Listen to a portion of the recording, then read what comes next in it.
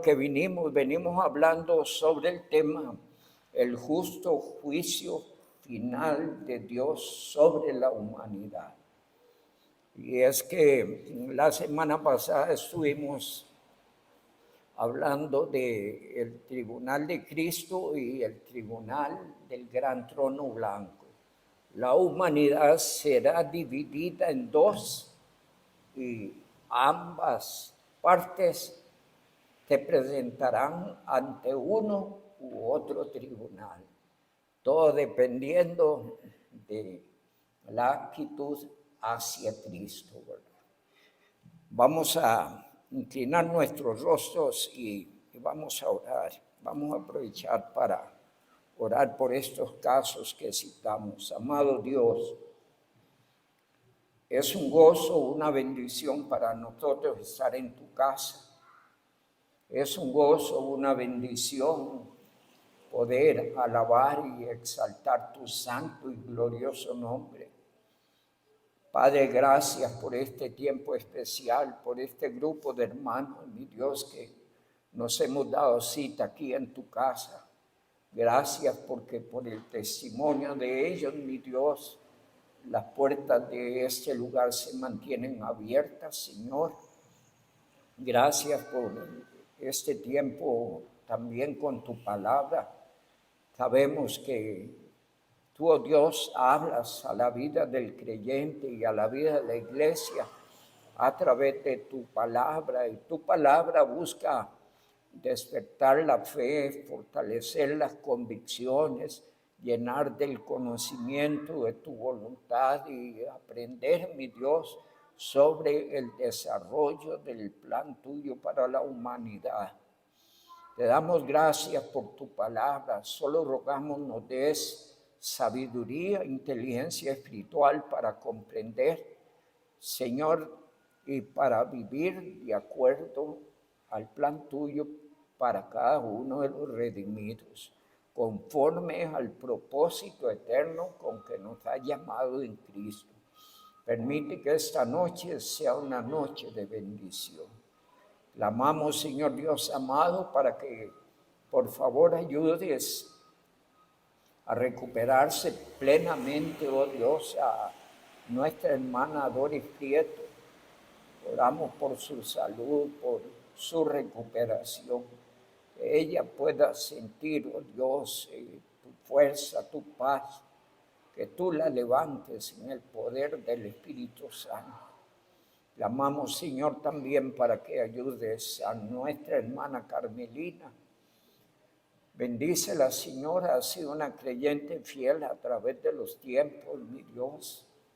Ella ha caminado su vida y es una persona que ya depende de otros para estar en tu casa.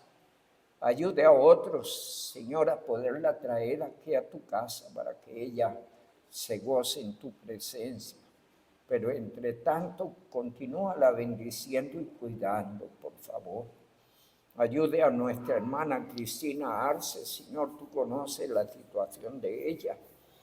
Yo ruego controles su parte emocional, mental y en su parte espiritual. Señor, manténla clara de que tú cuidas de ella, de que tú la sostienes, Señor. Y gracias, Señor, también por la hermana Carla, Señor, quien es una mujer temerosa de ti, Señor, y que se ocupa de su madre y de su trabajo, de sus ocupaciones, de su hogar, de su esposo enfermo también. Oramos, Señor, para que ayudes a su esposo. Clamamos especialmente para que él pueda conocer a Cristo como un Salvador personal.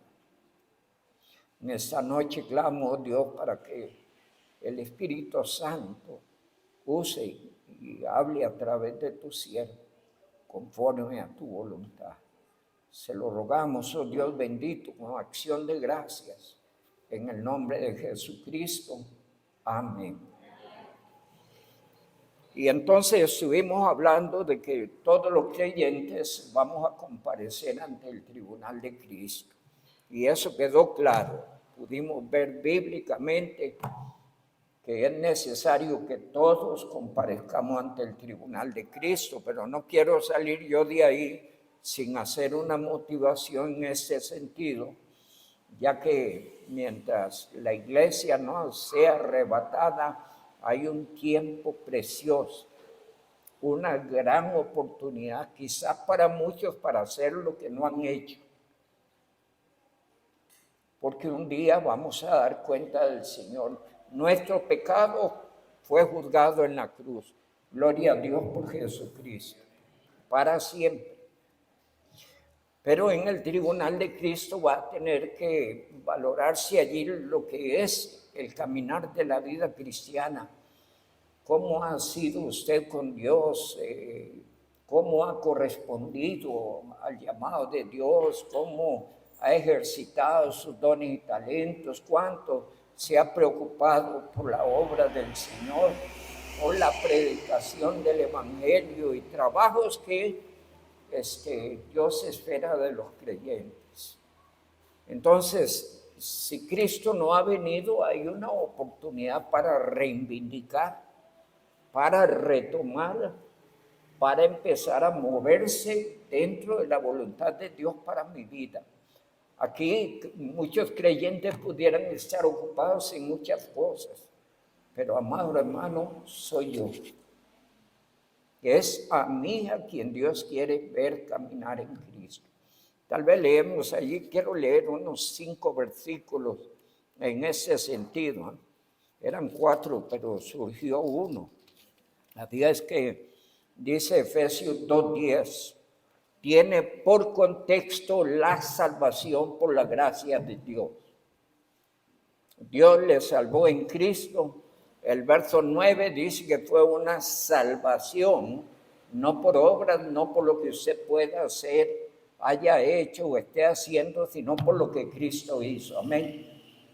Pero el salvo, dice el verso 10, que Dios le ha establecido previamente un plan para que se mueva dentro de ese plan. Verso 10. Porque somos hechura suya, creados en Cristo Jesús para buenas obras, las cuales Dios preparó de antemano para que anduviéramos en ellas. Así es que Dios trazó un plan individual en el cual quiere moverse a cada creyente. Por eso decía, aquí pueden haber muchos moviéndose y sirviendo, pero la pregunta es, ¿lo estoy haciendo yo? Porque el plan de Dios es individual, es personal. Soy yo en Cristo, es usted en Cristo. Y este verso 10 usted debe sopesar, porque Dios quiere verlo moviéndose en favor de su obra. Dice allí también la palabra del Señor en 1 Corintios capítulo 5, verso 58. La idea es motivar su caminar en Cristo, que usted se ocupe y se preocupe por su vida espiritual y su servicio a Dios. Dice el verso 58, tiene por contexto la obra gloriosa de Cristo. El verso 57 dice que usted debería ser una persona muy agradecida con Dios por lo que Cristo hizo por usted. Mas gracias sean dadas a Dios que nos da la victoria por medio de nuestro Señor Jesucristo. Así que, en base a todo ese contexto de 57 versículos, Dios llama la atención en una forma personal, en una forma individual. Dice el verso 58, así que hermanos míos, 1, manténgase firme, que nada lo ponga a titubear o a dudar o a aflojar. Firme, firme ¿hasta cuándo? Hasta que Cristo venga. Así que estad firmes, y aparece una palabra que mete movimiento a nuestra vida espiritual. ¿Cuál es? Constantes. La vida cristiana es de constancia. de continuar, de seguir en que dentro del plan de Dios, ese plan que de acuerdo a Efesios 2:10 Dios trazó para usted y Dios trazó para mí. Firmes y constantes. Luego hay un desafío, creciendo. Nadie ha crecido lo suficiente.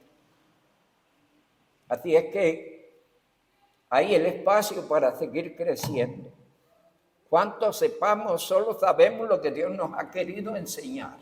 Pero nos ha enseñado Dios todo. Por supuesto que no. Si no, no dijera, clama a mí y yo te responderé y te enseñaré cosas grandes y ocultas que tú no conoces. ¿A quién le está diciendo eso? A Jeremías. ¿Quién era Jeremías? Un profeta, un hombre lleno de la palabra del Señor. ¿Sí? El desafío es aquí, dice, firmes, constantes, creciendo en la obra del Señor, siempre, siempre, no para menos, sino para más. Amén. Tenemos que ir a más. Allá hay otro pasaje más. Es que necesitamos motivarnos en este sentido. La iglesia está viviendo el último tiempo. Jesucristo viene y viene con él el tribunal de Cristo. ¿De acuerdo? Primera Tesalonicenses 4:1 dice, por aquellos que se estancaron, Dios no quiere a nadie estancado.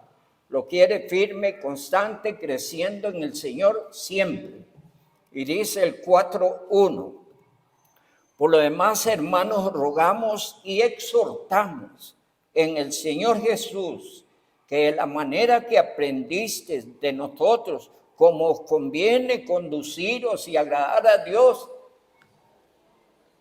así abundéis más y más, creciendo en la obra del Señor siempre. No se estanque, no afloje, no deje que nada lo estorbe. Manténgase animado y cuando aparecen los estorbos, sáltelos. ¿Sí? Porque usted debe vivir para agradar al Señor. Creciendo en la obra del Señor siempre, y hay una motivación final. ¿Cuál es? Sabiendo que el trabajo en el Señor no es en vano. Hay fruto. ¿Sí? De manera que mientras Cristo no venga, hay un tiempo precioso, hay una oportunidad maravillosa para hacer de repente lo que no hemos hecho o hemos dejado de hacer. ¿Sí? Entre tanto Cristo viene, debemos mantenernos ocupados. Cuán maravilloso sería que el Señor venga y usted y yo estemos activos. ¿Sí? No aflojemos, por favor. Congréguese, no deje de orar, no deje de leer la Biblia, no deje de hablarle a otros de Cristo, no deje de servir al Señor. Esfuércese en esto. Tal vez nadie lo aprecia, tal vez más bien otros lo critican, pero siga sirviendo al Señor, que la cuenta no la llevan ellos, la lleva el Señor. Y la recompensa no viene de los hombres, viene de Dios. Amén. Y nosotros buscamos la alabanza de Dios, no de los hombres. Manténgase animado, motivado. Dice Apocalipsis capítulo 2.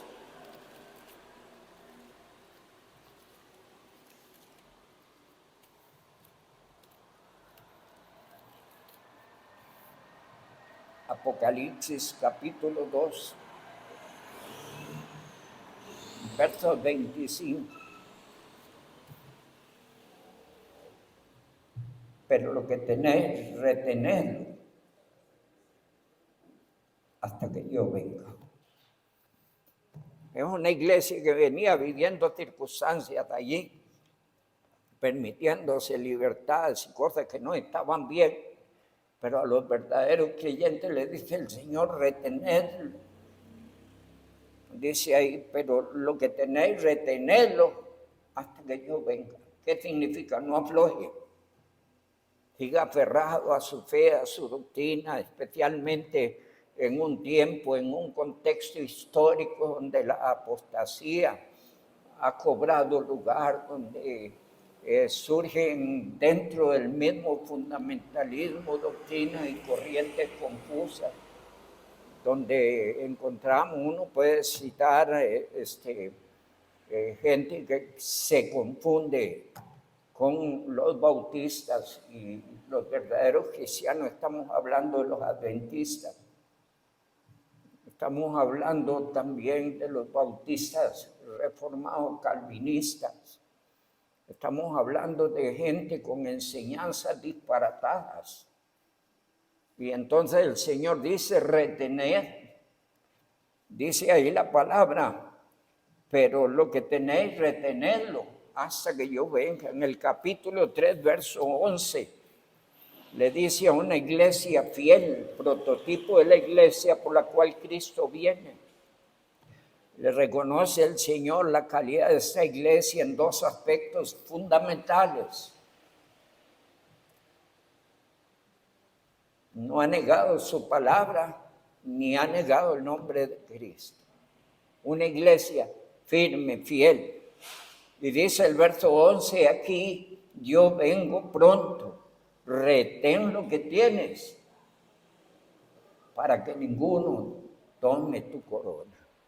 Luche por esa corona, esfuércese, porque los premios y los galardones y las coronas parecieran que serán el resultado del esfuerzo, de retener, de dedicarse. Si usted lee en el texto, la invitación es, aquí yo vengo pronto. Uno, retén lo que tienes, para que ninguno tome su corona. Eso habla de fidelidad, de constancia, de seguir haciendo en el Señor aquello para lo cual el Señor nos llamó. Y eso, pues, habla de una recompensa, de una corona. Será maravilloso poder tener una corona y poderla poner a los pies del Señor Jesucristo. Solo imagínese esa escena. La palabra del Señor habla de esa escena, donde los santos echan sus coronas a los pies del Señor, reconociéndole a Él toda honra, toda gloria y todo honor, porque sin su obra nosotros no entraríamos al cielo. Sin su obra no seríamos absolutamente nadie, por más religiosos que pudiéramos ser. Sin Cristo, dice un canto que se entonó el martes, sin Cristo yo no tengo nada. Y allí, cuán maravilloso será que haya habido dedicación y esfuerzo y haya un premio que yo pueda dedicarlo para exaltar al Señor allá en el tercer cielo.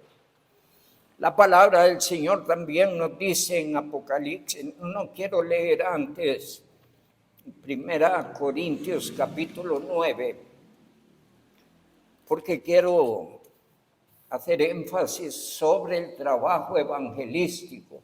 Y parece que este trabajo el Señor quiere premiarlo. Dice 1 Corintios capítulo 9, verso 16. Sin embargo, si alguien ve con indiferencia y desinterés el evangelismo, pues no solo pierde el premio, sino que la obligación debe cumplirla. El premio es para aquellos motivados con gozo y buen ánimo, quieren hacerlo. Pero si hay alguien que no lo quiere hacer con ánimo y buen gozo e interés, siempre debe hacerlo, dice la palabra. Verso 16, pues si anuncio el evangelio, no tengo de qué gloriarme, porque me es impuesta necesidad. Y ay de mí si no anunciar el evangelio. Por lo cual, si lo hago de buena voluntad, ¿qué dice? Recompensa tendré. Pero si no tengo buena voluntad, ¿qué dice? siempre tienes que hacerlo. La comisión me ha sido encomendada. ¿A quién? A los nacidos de nuevo, a los redimidos, a los salvos. Yo diría que lo hagamos de buena voluntad, pero si no tiene buena voluntad, siempre tiene que hacerlo. ¿Estamos claros en eso? Siempre hay que hacerlo. Eso dice el texto. Mediten eso porque el Señor dice que hay recompensa por ese trabajo. Y finalizo con la motivación en el capítulo 22. Cada quien es como quiera ser, pero espero que los creyentes quieran ser conforme a la voluntad de Dios.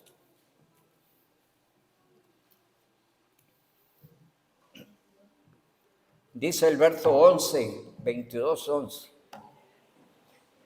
El que es injusto, sea injusto todavía. Es decir, que eres de injusto, compórtese como un injusto. Sea injusto. El que es injusto, sea injusto todavía. Y el que es inmundo, sea inmundo todavía. Si este estilo de vida quiere, hágalo. Allá tuvimos una lectura bíblica muy interesante en Eclesiastés, capítulo 11, versos 9 y 10. Y los versos principalmente 13 y 14, que hablan de que todos compareceremos ante el Señor y es tiempo de dar cuenta, ¿verdad? Dice el verso número 11, y el que es justo, practique la justicia todavía, y el que es santo, santifíquese todavía. He aquí yo vengo pronto, y mi galardón conmigo para recompensar a cada uno según sea su obra.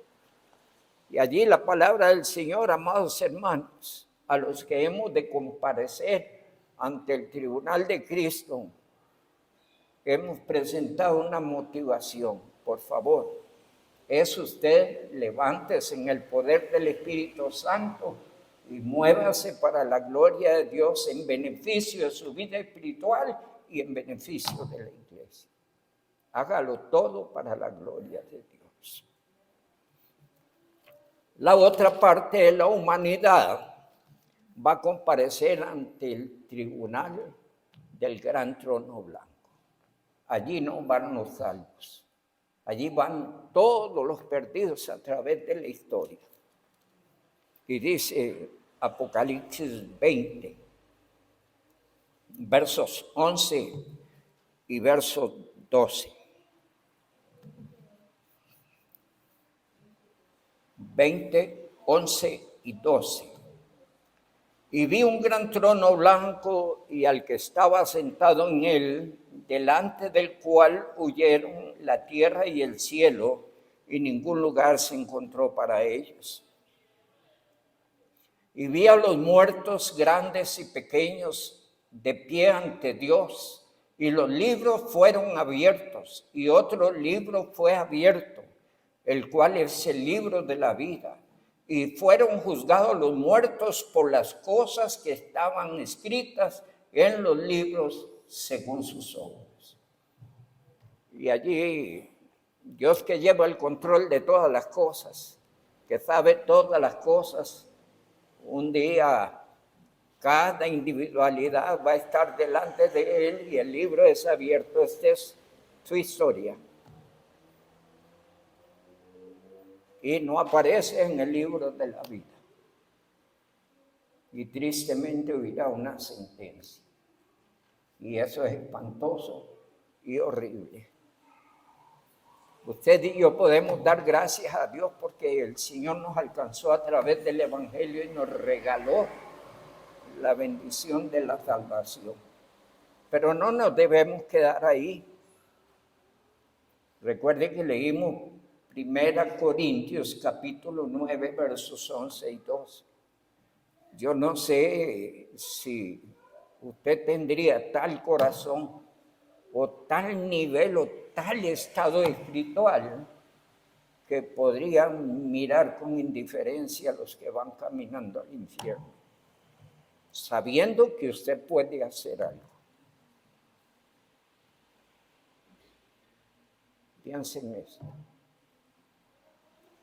Yo espero que los tuyos sean salvos, pero dentro del paquete pudieran estar papá, mamá, pudieran estar mis hermanos, mis sobrinos, mis nietos, no sé. Pudieran estar mis vecinos, mis compañeros de trabajo, aquellos que comparten estudio conmigo, saber que ellos van caminando al infierno. Y que Dios le ha encargado a usted el Evangelio para hablarles a ellos. Nuestra responsabilidad llega hasta el momento mismo en que podemos presentarle el Evangelio.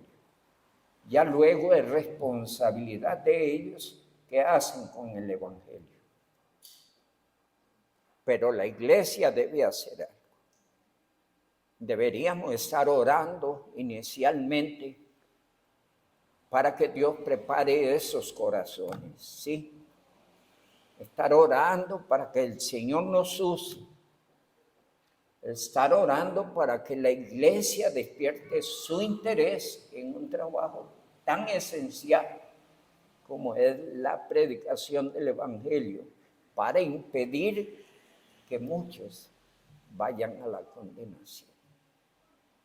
Hermanos, si usted es sensible, si usted es temeroso de Dios, si es consciente de lo que la Biblia dice, debe predicar el Evangelio. Ahí tenemos eso siempre cargado de tratados, deseando que los hermanos lo lleven cuando menos en el camino, distribuyan un tratado. Hay un mensaje claro, bien plasmadito, que cualquiera que lo lee lo puede entender. Y usted puede estar orando por ese material para que el Espíritu de Dios actúe a través de esa lectura y persuada al corazón a entender la necesidad de recibir a Cristo. Esto cuando menos, porque usted debe hacer evangelismo personal. Hay un documento que se llama evangelismo explosivo. El evangelismo explosivo destaca el evangelismo personal, donde cada persona testificando a otro. Y debemos hacerlo, aprovechar las oportunidades. A veces hablamos de fútbol, de política, en estos tiempos pues, de los conflictos de la Asamblea Legislativa, no sé qué cosas, ¿verdad? De todo hablan, de modas, qué sé yo. Necesitamos los creyentes hablar de Cristo. Es lo que tenemos que hacer. Todas nuestras conversaciones deberían terminar en Cristo. Todas. Con quien estemos hablando, deberíamos terminar en Cristo. Hay la posibilidad de que la persona quiera saber más y usted pueda exponerle más ampliamente o le cierre la puerta y ya no quiera nada con usted, pero las dos cosas estarían bien, porque usted necesita testificar de Cristo. La palabra del Señor nos enseña que ante el tribunal de Cristo van a comparecer todos los pecadores a través de la historia. En Hechos 17,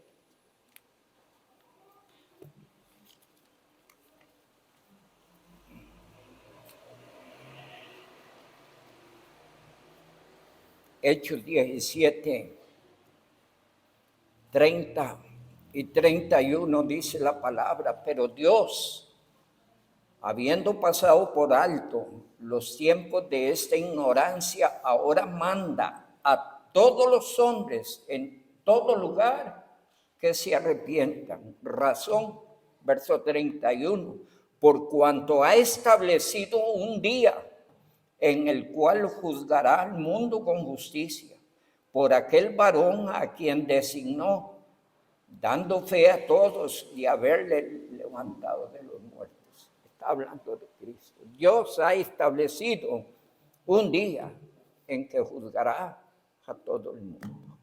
Eso nos enseña la palabra de Dios. Dice también Romanos capítulo 2.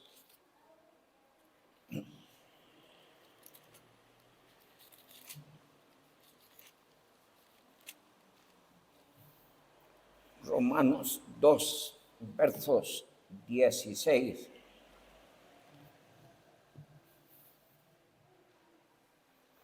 El contexto viene hablando de aquellos que vivieron antes de la ley, los que vivieron en la ley y los de después de la ley, todos serán juzgados.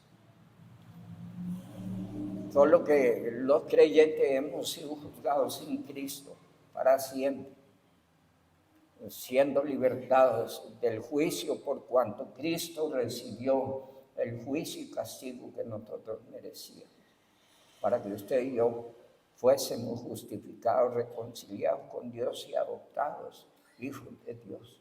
No olvide Juan 1:12, mas a todos los que le recibieron, a los que creen en su nombre, les dio potestad de ser hechos hijos de Dios. Pero allí el Señor viene hablando, el capítulo 1, habla del comportamiento del mundo y la actitud de los judíos hacia el mundo. Y entonces el Señor en el capítulo 2 se enfrenta también a los judíos, porque no son mejores, están rechazando a Cristo como Salvador personal, presumiendo de que son maestros de la ley y presumiendo de los honores que debieron haber aprovechado en Cristo. Y entonces el Señor a unos y otros les hace ver que en un tiempo también serán juzgados. Y dice el verso 16, en el día en que Dios juzgará por Jesucristo los secretos de los hombres, conforme a mi evangelio. Usted puede leer, te lo dejo de tarea, por favor, para que conozca el contexto de lo que viene diciendo, capítulo 2 del libro de los Romanos. Allí Dios juzgará las actitudes hacia Cristo y hacia el evangelio. Y esa es una parte importantísima. Por ejemplo, recordamos algún pasaje allí en Lucas, donde venimos predicando los domingos, que después que el Señor envió a los 12, envió a los 70, dice entre las referencias del rechazo, si alguien no lo recibiese, sacudid el polvo de vuestros pies, porque aún el polvo de vuestros pies dará testimonio contra ellos en el día del juicio. Y tiene que ver con la actitud hacia el evangelio o hacia la persona de Cristo. También esto para motivar al creyente, porque a veces el creyente se ve emocionalmente afectado cuando alguien rechaza.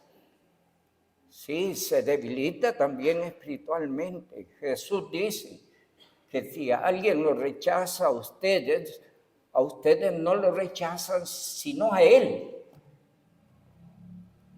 Nosotros solo presentamos a Cristo, la propuesta a las gentes de que acepten a Cristo.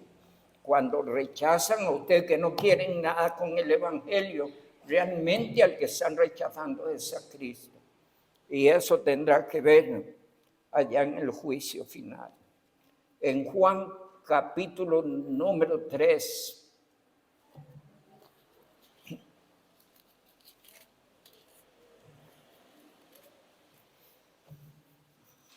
Juan capítulo 3,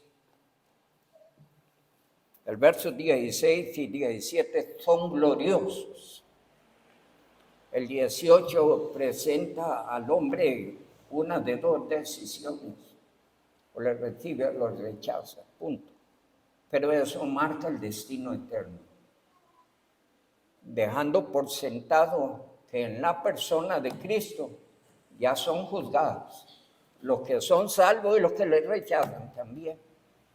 Dice Juan 3:16, porque de tal manera amó Dios al mundo, que ha dado a su Hijo unigénito, para que todo aquel que en Él cree no se pierda, mas tenga vida eterna. El verso 17 muestra el propósito de Dios al enviar a su Hijo. Dios no envió a su Hijo a condenar al mundo, sino a que el mundo sea salvo por Él. Pero Él no impone la salvación. Él presenta la salvación y deja al hombre la opción de recibir o de rechazar. Dice el verso 17, porque no envió Dios a su Hijo al mundo para condenar al mundo, sino para que el mundo sea salvo por Él. Y aún eso lo leemos, por ejemplo, en 1 Timoteo 2:4, donde el contexto invita a que estemos orando por todos los que están en eminencia, pero el objetivo principal es el verso 4, donde dice que Él quiere que todos los hombres sean salvos y vengan al arrepentimiento. Eso dice 1 Timoteo 2:4. Esa misma idea la encontramos digamos, entre comillas, en la tardanza de la venida de Cristo. Hay un propósito en esto. Pienso, Dios tiene un plan, un tiempo. Todo tiene su tiempo y todo tiene su hora, dice la Biblia. Pero allí dice la palabra en 2 Pedro 3:9, igualmente que la tardanza de Dios es para salvación. Y lo repite también en el verso 15, porque el deseo de Dios es que las personas sean salvas, que todas las personas sean salvas. Y ahí es donde tenemos que cuidarnos un poquito de doctrinas. No importa si dice bautista reformado, no es bautista. Porque ellos predican que Dios decidió este grupo para salvarlos y esto los va a mandar al infierno. Nacieron para el infierno. No es cierto, es una enseñanza diabólica, mentirosa, que anula la obra de Cristo, que anula el evangelio y que anula la razón de ser de la iglesia.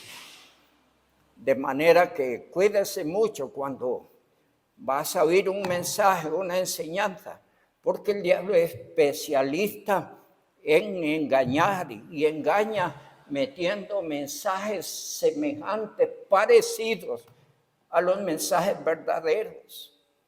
Y allí hay muchos creyentes que se meten a escuchar, por ejemplo, mensajes adventistas. Por favor, ¿en qué están?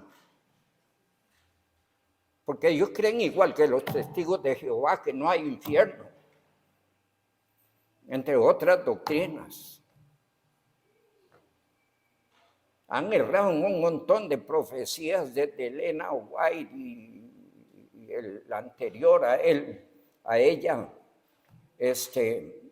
dieron un montón de profecías de la venida de Cristo y ninguna se cumplió. Cuídese de los bautistas reformados y de los adventistas. Cuídense que oyen, porque no todo lo que brilla es oro. Dios dio a su Hijo para que todo el mundo sea salvo. Juan 3:16, porque de tal manera amó Dios al mundo. ¿Qué parte? Y dice el 17, no envió Dios a su Hijo al mundo para condenar al mundo. Ese versículo se vuela a las doctrinas calvinistas. Y dice el verso número 18.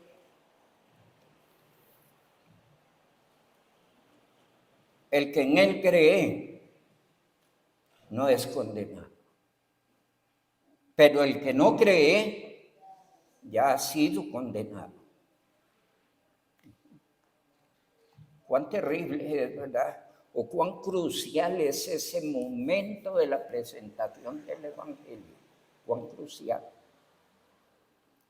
Porque ese momento de la presentación del Evangelio representa salvación y vida eterna o condenación eterna, dependiendo de la actitud del corazón de la persona hacia la persona de Cristo y hacia el Evangelio. Dice el verso 18, porque el que en él cree no es condenado, pero el que no cree ya ha sido condenado porque no ha creído en el unigénito Hijo de Dios. Y dice el verso 36, que es importantísimo: el que cree en el Hijo tiene vida eterna, pero el que rehúsa creer en el Hijo no verá la vida, sino que la ira de Dios está sobre él. Eso dice la palabra. Y entonces, en el tribunal del gran trono blanco, allí se juzgará la actitud hacia Cristo y hacia el Evangelio.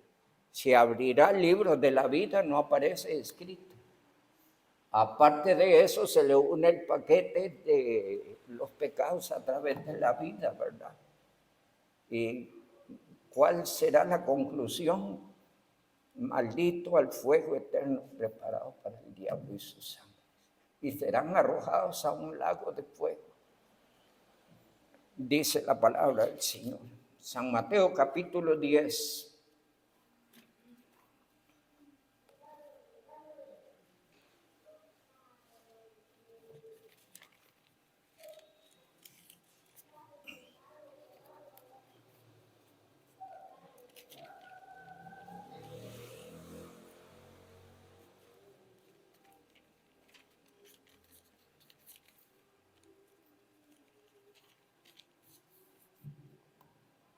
...14 y 15... dice la palabra del Señor.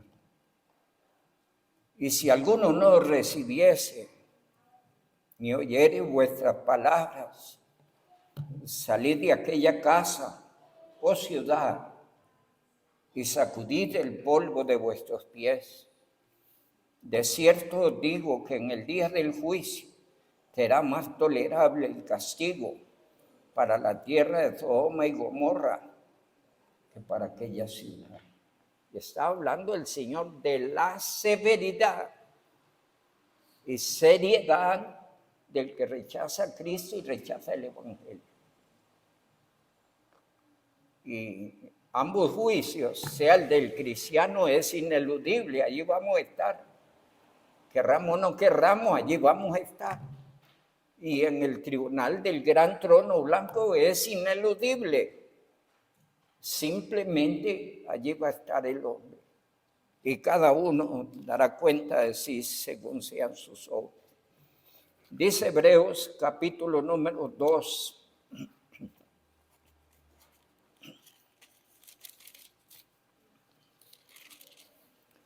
Un mensaje seriosísimo a los que rechazan el Evangelio. Dice el versículo 1 y hasta el versículo número 4.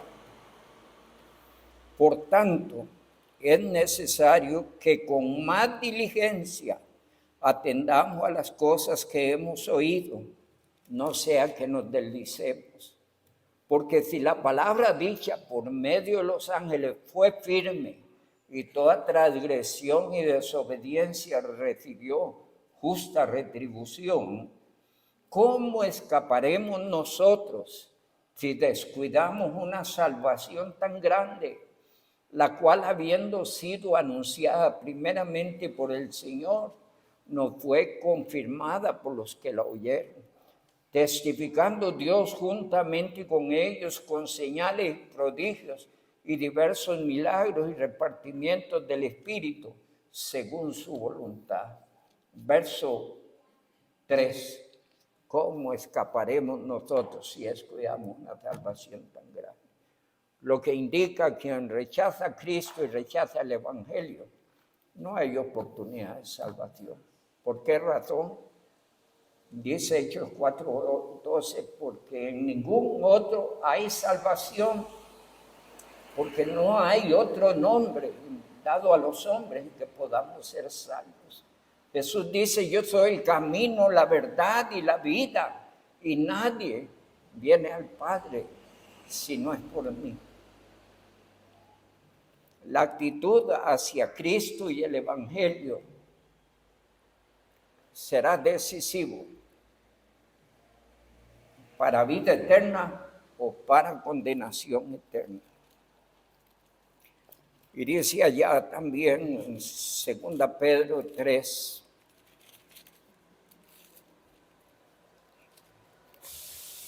ese pasaje, dejémoslo, vamos a irnos nuevamente a Romanos 2. Es que recordé que ese pasaje entraba entre los de motivación a los creyentes. Sí, capítulo 2, dice en versos 4 al verso 6, o menospreciáis la riqueza de su benignidad, paciencia, longanimidad, ignorando que su benignidad te guía al arrepentimiento, pero por tu dureza y tu corazón no arrepentido atesoras para ti mismo ira, para el día de la ira y de la revelación del justo juicio de Dios, el cual pagará a cada uno conforme a sus obras. Y dice el verso 10, pero gloria, honra y paz a todo aquel que hace lo bueno, al judío primeramente y también al griego. ¿Qué es hacer lo bueno? En este caso, de acuerdo a lo que estamos hablando, hacer lo bueno es aceptar la propuesta de Dios a través del Evangelio, recibiendo a Cristo como Salvador personal, porque esto marcará la diferencia.